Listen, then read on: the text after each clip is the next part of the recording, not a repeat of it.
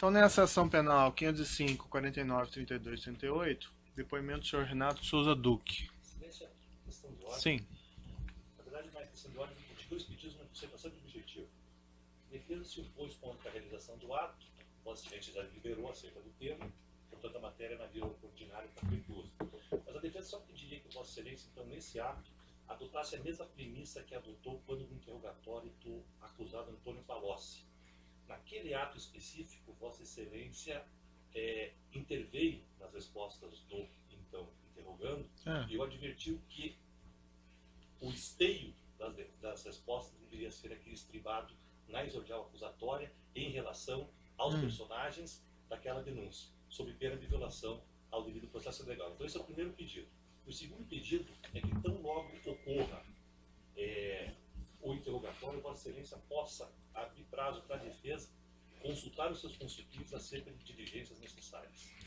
Doutor, aí tem duas questões, né? Quem define o que vai falar no processo é o acusado, não é o juízo. Né?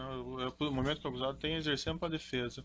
Não cabe ao juízo dizer, diga isso, não diga aquilo. Se eu entender que tem uma questão que não pode a pertinência no momento, eu coloco isso. É uma questão de coerência em relação às intervenções que Vossa Excelência fez, não foram muitas, acho que foram duas, no interrogatório do Correio, e a defesa, inclusive, tacitamente... já está indeferida a questão, doutor, certo? Já ouvi, já indeferi. A outra questão é qual que é mesmo? Prazo? Olha, sempre que tem uma prova nova no processo, a defesa tem prazo para eventualmente requerer alguma coisa. Perfeito. 5 dias, certo? Agradeço. Bem, então vamos lá. Senhor Renato de Souza Duque, o senhor está sendo acusado de um crime pelo Ministério Público Federal. Na condição de acusado, o senhor tem o direito de permanecer em silêncio. Se o senhor fizer uso desse direito, isso não lhe traz nenhum prejuízo. Mas também essa oportunidade que o senhor tem de falar no processo, tudo que o senhor falar vai ser considerado para o julgamento. Foi, na verdade, sua defesa e o senhor que pediram esse depoimento. Então, lhe indago, o senhor prefere ficar em silêncio ou o senhor pretende falar? Eu sempre quis falar e realmente eu pedi para ser reinterrogado e eu gostaria de agradecer esse juízo aí, essa oportunidade. Seu defensor afirmou na petição que haveria alguma espécie de intenção de colaboração, mas não existe nenhum acordo formal, correto? Estou ciente disso.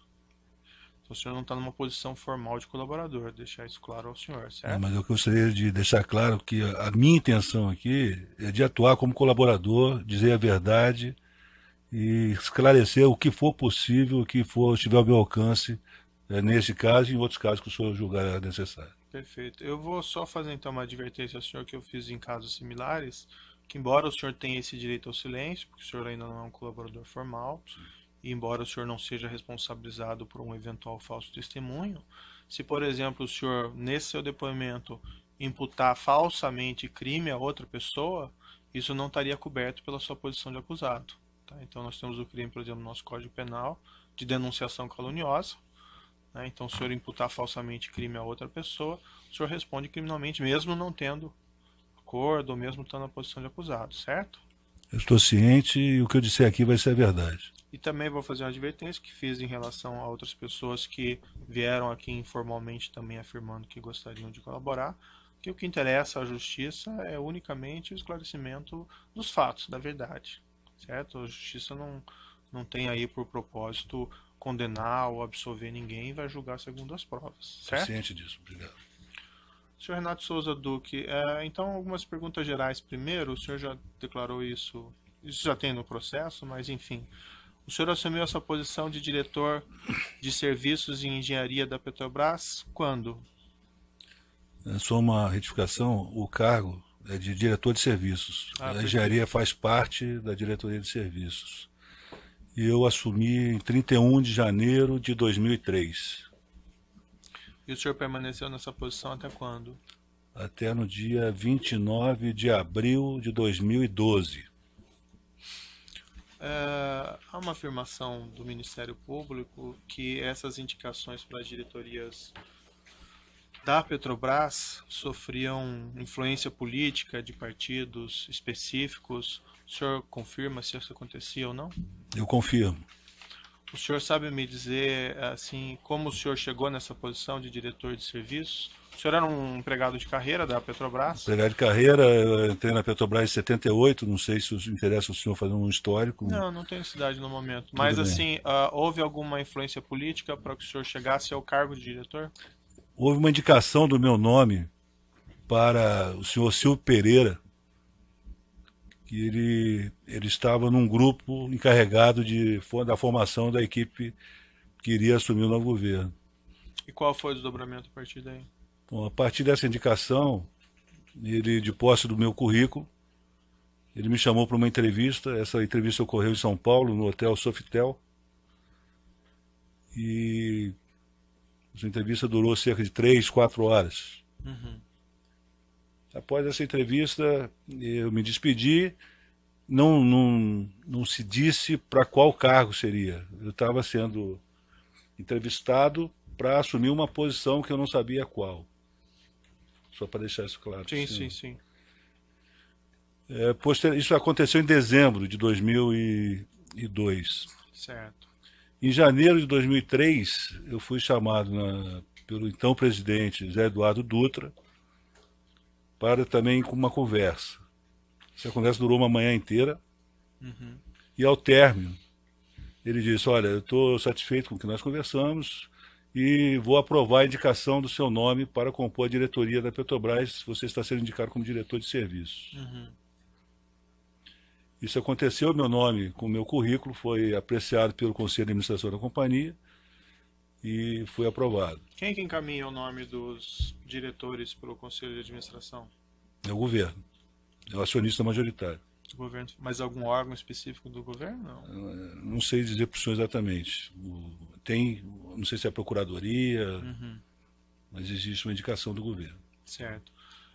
Há uma afirmação também do Ministério Público que tanto o senhor como outros diretores da Petrobras tinham entre as funções uma obrigação de arrecadar recursos para partidos políticos ou agentes políticos. Isso acontecia mesmo? Isso não era uma obrigação, era, digamos, uma consequência. O senhor pode esclarecer? Quando existia um contrato, seja ele qual fosse o contrato, que corria numa licitação normal, o partido, ou o tesoureiro do partido, normalmente procurava a empresa pedindo contribuição. Uhum. E a empresa normalmente dava, porque era uma coisa institucionalizada já na companhia. Isso. Mas essa contribuição era uma contribuição em cima de contratos, isso? Da Petrobras? Normalmente em cima de contratos da Petrobras. A empresa ganhava um contrato e era procurada para fazer doações. O senhor tinha conhecimento disso na época? Tinha conhecimento disso, sim, senhor. Isso lhe era o senhor que solicitava essas contribuições? Como é que funcionava? Não, como eu disse, era algo institucionalizado já. Uhum. Hoje, vendo o que aconteceu, eu devo dizer para o senhor que eu me arrependo de ter cometido ilegalidades e ter permitido que essas ilegalidades acontecessem. E havia alguma espécie de divisão entre as agremiações políticas das várias diretorias da Petrobras? Na verdade, o Paulo Roberto cuidava da área do PP, Partido Progressista. A área do PT, eu que cuidava. E o senhor conversou sobre esse assunto com agentes políticos do Partido dos Trabalhadores? Não, especificamente não. Nada me foi pedido, tem que fazer. Era algo que realmente era institucionalizado. Sei. Mas o senhor não conversou com ninguém a respeito dessas Não, todos contribuições? sabiam. Todos quem? Todos do partido, desde o presidente do partido, tesoureiro, secretário, deputados, senadores, todos sabiam que isso ocorria. Isso foi desde o seu ingresso, desde o início do seu... Desde que o senhor assumiu esse cargo, já havia essa situação? Já havia essa situação. E permaneceu até a sua saída? Permaneceu até a minha saída. Isso envolvia todos os contratos da Petrobras, alguns deles, ou como é que se fazia essa distinção? Não, envolvia todos os grandes contratos. Os contratos menores, não havia essa questão. Eu estou falando de contratos 100 milhões, 200 milhões, 1 bilhão, aí realmente essas empresas eram procuradas. Quem que era responsável por arrecadar esses recursos para o Partido dos Trabalhadores junto às empresas? eram os tesoureiros, né? Inicialmente o Delúbio, depois o Paulo Ferreira e posteriormente o Vacari. O senhor tratou com algum deles a respeito desse assunto? Tratei com os três. Com os três tesoureiros eu tratei desse assunto. Com os três tratou desse assunto envolvendo a arrecadação de valores desses contratos da Petrobras. Eu sabia que isso acontecia Aham. e permiti que acontecesse. E o senhor também, vamos dizer assim, deu aval a essas solicitações dos tesoureiros junto aos dirigentes das empresas? Não havia necessidade do aval, meritíssimo, porque Mas o senhor nunca foi consultado, por exemplo? por empresas não. Hum. Não. E o senhor dizia não havia necessidade do aval, por quê? Porque, como eu disse antes, era algo institucionalizado. Uhum. Eu não precisava chegar na empresa e falar, vocês têm que contribuir, até porque não tinha que contribuir. Não era algo obrigatório. Ganhou a licitação, vai levar a licitação. Vai executar a obra. Então, por que pagavam? Essa é a questão, né? Não tinha necessidade. O senhor também recebeu valores? Também recebi, sim, senhor. E me arrependo. E como é que isso funcionava? O senhor solicitava esses valores? Como é que isso procedia? Não, eu nunca solicitei, meritíssimo.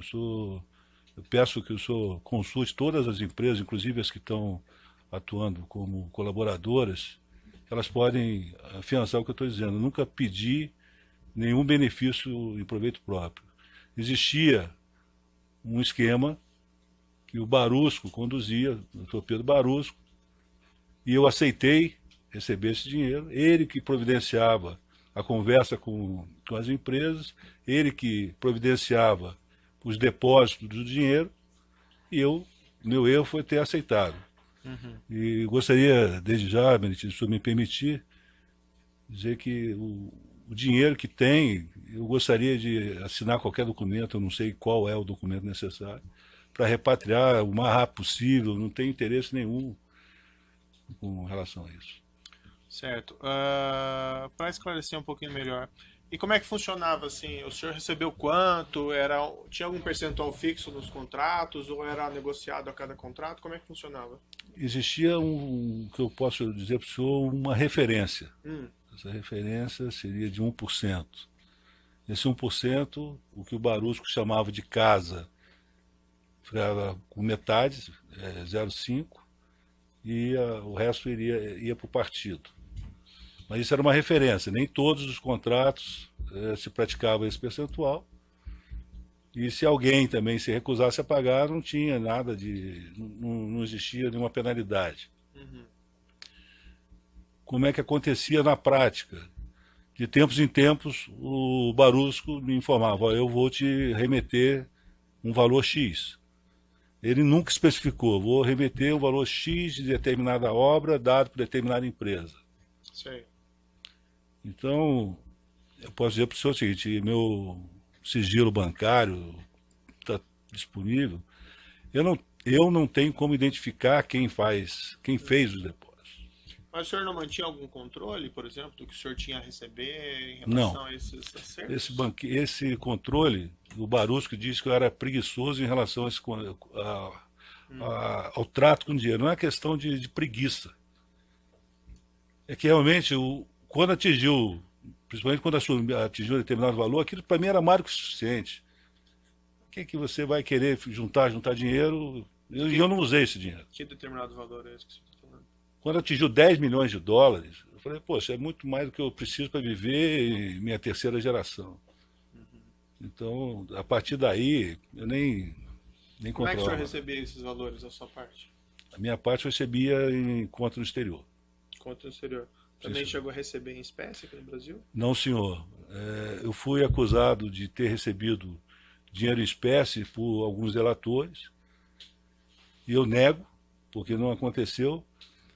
E se pegar a delação, por exemplo, do senhor Júlio Camargo, e quando fizeram a pergunta para ele responde, não, isso não acontecia porque o Duque era muito cuidadoso. Uhum. Então não era questão de ser cuidadoso ou não ser cuidadoso, eu realmente não aceitava pegar dinheiro aqui. Eu estou confessando para o senhor que eu cometi o crime, Sim. mas aqui no Brasil eu não peguei dinheiro em espécie. O senhor mencionou o senhor Pedro Barusco, também recebia esses valores, não é? Sim. Mais agentes da Petrobras?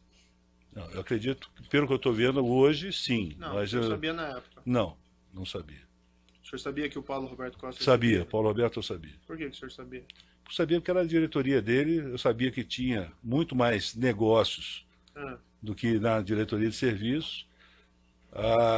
Ele uma vez comentou comigo que o partido para o qual ele prestava serviço, vamos chamar assim, era um partido que exigia contribuições, o que não acontecia com o Partido dos Trabalhadores. uhum, Né? Então, eu sabia que o Paulo Roberto recebia dinheiro. sei. E o pessoal da diretoria internacional, por exemplo, o Nestor Severo, esse pessoal. Eu nunca tratei desse assunto com o Nestor Severo, O senhor Zelada. a menos, desculpe, a menos numa ocasião de um contrato de uma plataforma da área internacional que ele ganhou um dinheiro fruto de uma intermediação que eu fiz. Uhum. Só isso. E dentro da diretoria de serviços, não tinha gerentes, por exemplo, que recebiam fora o senhor Pedro Barusco? Não, na época não que fosse do meu conhecimento. Hoje eu estou vendo que sim. Tem um processo que o senhor foi condenado criminalmente, que é uma referência a duas contas que o senhor manteria no banco Júlio Bayer, em Mônaco, offshore Milsart Overseas e Pamori Assets. Cada uma tem, as duas juntas têm um saldo de cerca de 20 milhões de euros. Essas contas são do senhor mesmo. São. Esse dinheiro é do senhor mesmo. São, e eu gostaria novamente de enfatizar o meu interesse de assinar uma repatriação, o que for necessário, para que esse dinheiro venha e volte aí para quem de direito. Esse dinheiro é fruto desses recebimentos? É fruto de dinheiro que o Barusco encaminhou através das empresas. Dinheiro de corrupção, então. Sim, E o senhor mencionou, o senhor renuncia, então, a esses sim, valores? senhor. E outras contas que o senhor tem com saldos lá fora? A outra conta é do Banco Kramer, também renuncio. Só essas três? Sim.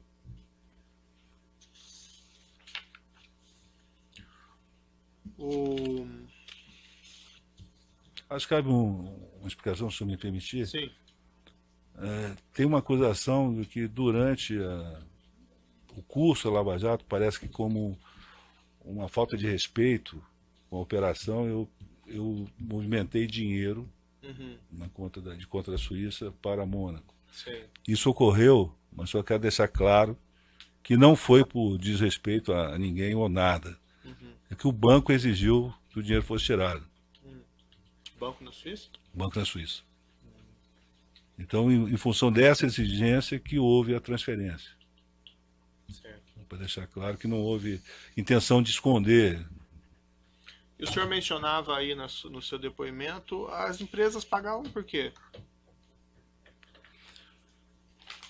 Eu pensei já muito sobre isso. Se me permitir, eu acho que tem pelo menos 5 razões. Se me permitir. Sim. A primeira razão, como eu disse, institucionalizada. Já era, não iniciou com essa administração, com a minha administração, já vinha de outras administrações. Segunda razão, era uma maneira que empresas tinham de roubar os seus parceiros em determinadas obras. Roubar, não sei se o termo está forte, mas é dizer, ó, eu vou pagar uma propina para fulano e acaba não pagando aquele total, não pagando nada e embolsando. Sim. Né? Uma outra razão é diretores de empresas roubando as suas próprias empresas. A gente vê vários casos desses nesses processos que a gente está acompanhando aí. Tem uma outra questão, que são os agentes, que vendem dificuldade, né, para ganhar facilidade.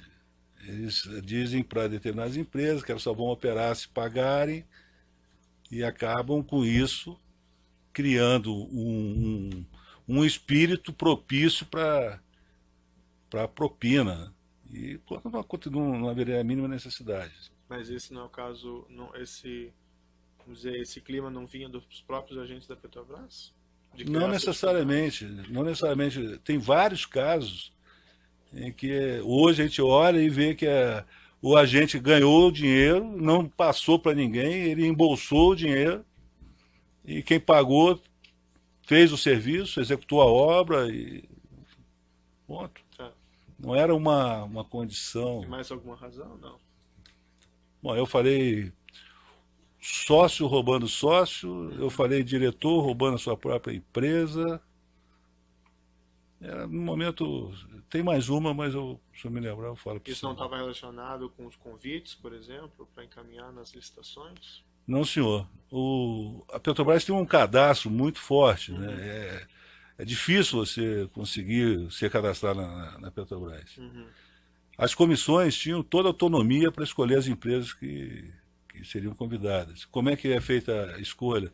Determina linhas de corte em determinados itens, tipo a avaliação em segurança, meio ambiente e saúde, a questão jurídica, a questão financeira, a questão de capacidade de realizar a obra.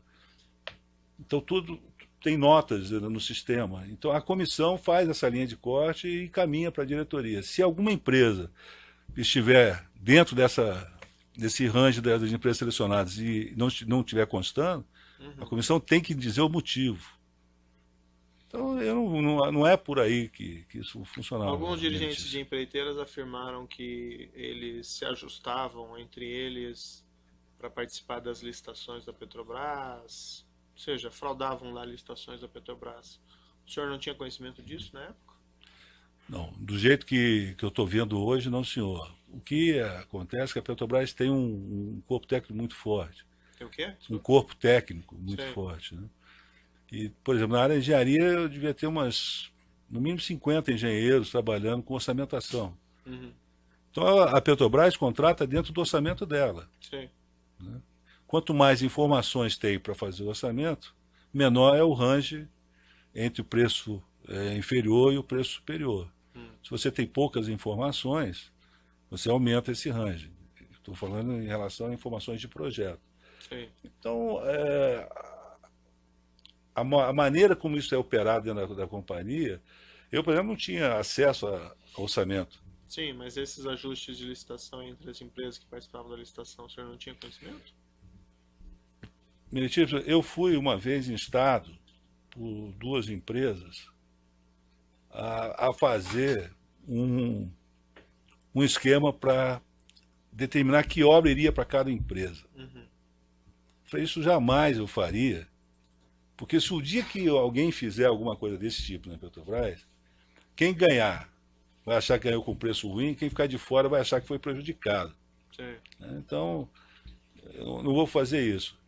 Mas nós vivemos uma época, nesse período de 2003 a 2014, onde a quantidade de obra era tão grande,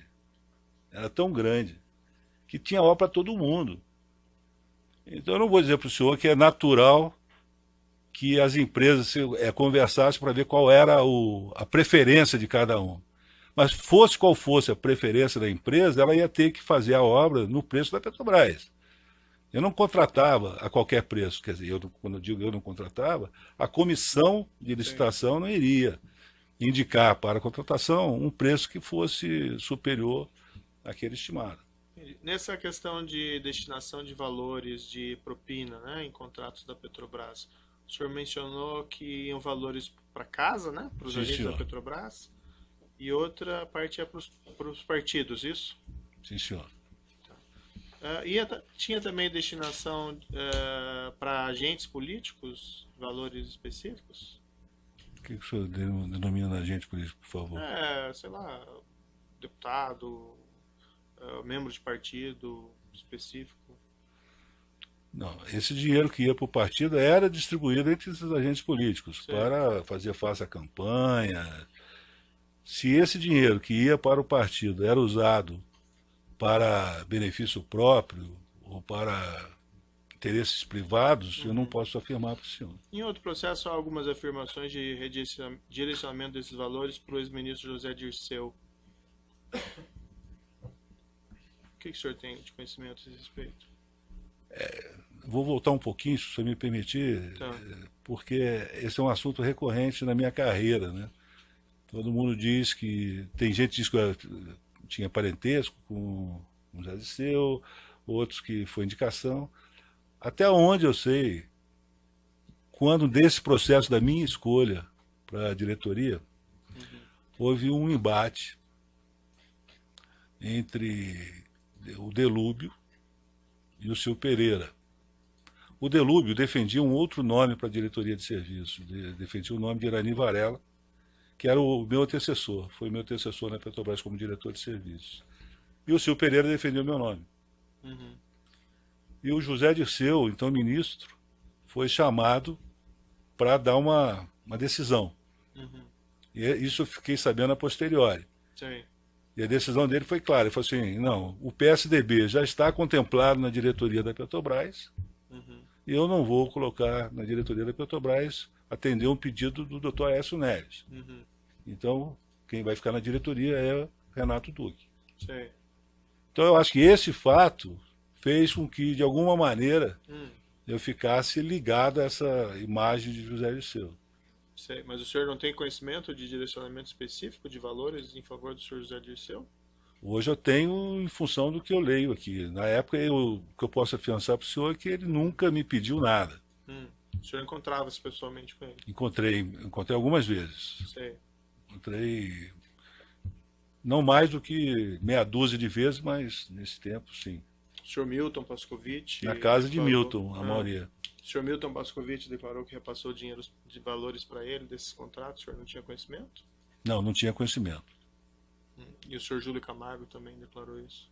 O Júlio Camargo, ele, de alguma maneira, ele deixava transparecer para mim que dava favores, prestava favores para José Dirceu. E eu participei de jantar na casa de Júlio Camargo, com a presença de José Dirceu, onde o Júlio Camargo citava alguns desses favores, do tipo, e aquela viagem que você fez, o avião, você gostou, querendo passar uma intimidade. E o José Dirceu não retrucava. Então, o que me fazia entender que realmente existia ali um relacionamento.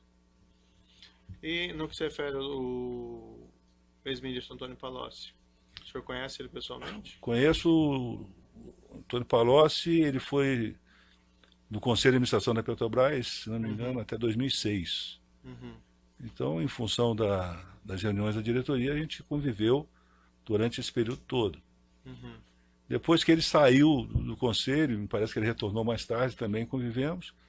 E fora isso, eu tive uns 2 jantares também na casa de Júlio Camargo com Antônio Palocci. Sendo que nesses jantares, diferentemente de José Dirceu, ele não dava espaço para o Júlio Camargo ter maiores intimidades. Então, nas 2 vezes eu saí dali com aquela impressão, assim, o que eu vim fazer aqui? Porque não tinha, era um relacionamento puramente normal, assim. Conversava sobre o que nesses encontros? Política, futebol, situação internacional, nada específico Petrobras. Às vezes, ele perguntava, poxa, aí o que você acha da situação da Petrobras, em tal área? Nada. Esses específico. Tesoureiros que arrecadavam valores dos contatos da Petrobras, o senhor mencionou o senhor Paulo Ferreira, o senhor Delúbio Soares e o senhor João Vacari, isso? Sim, senhor. Eles atuaram sucessivamente ou atuaram ao mesmo tempo? Vamos dizer assim, cada um sucedeu o outro ou... Oficialmente, cada um sucedeu o outro. Tá. Mas e nessa arrecadação? O Vacari, eu conheci o Vacari em 2007. Ele ainda não era tesoureiro e ele começou a atuar na arrecadação. Quer dizer, ficou uma coisa à parte. Sei. E por quê? Tu vai me explicar? Porque nessa época tinha outro tesoureiro. Porque o então presidente Lula determinou isso. O senhor pode me esclarecer essa afirmação? Posso, sim, senhor. Eu fui chamado a Brasília, eu não sei se eu falo os nomes todos, por quem me chamou, aí fica a critério do senhor. Se eu fui chamado, pessoas com foro privilegiado, eu fui chamado a Brasília e essa pessoa falou assim, olha, você vai conhecer uma pessoa indicada pelo... Ele fazia esse movimento, não citava o nome. O Lula tinha... O presidente Lula, ele era conhecido como chefe, era chamado como chefe, grande chefe, Nine, ou esse movimento com a mão. Então, ó, você vai receber uma pessoa que está sendo indicada e ele vai conversar com você. Ele vai ser agora quem vai atuar junto às empresas que trabalham com a Petrobras. Foi quando eu conheci o Vacari em 2007. Eu não sei se eu entendi muito bem a sua descrição. O senhor foi chamado a Brasília. Por um ministro de Estado da época. Tá. Essa pessoa tem foro privilegiado hoje? Não, acho que hoje não. Então, se o senhor quiser dizer o nome. Foi o senhor Paulo Bernard. Tá. E como é que foi mesmo? Paulo Bernardo chegou, falou que a partir de agora você vai ter contato com uma pessoa chamada Vacari, João Vacari, vai te procurar e ele vai fazer os contatos com as empresas. Isso foi em 2007? 2007. Tá. E a partir daí até o Vacari assumiu essa posição e depois ele se tornou o tesoureiro oficial do partido e continuou. Tá. Eu vou interromper um minutinho pelo tamanho do áudio e já retomamos.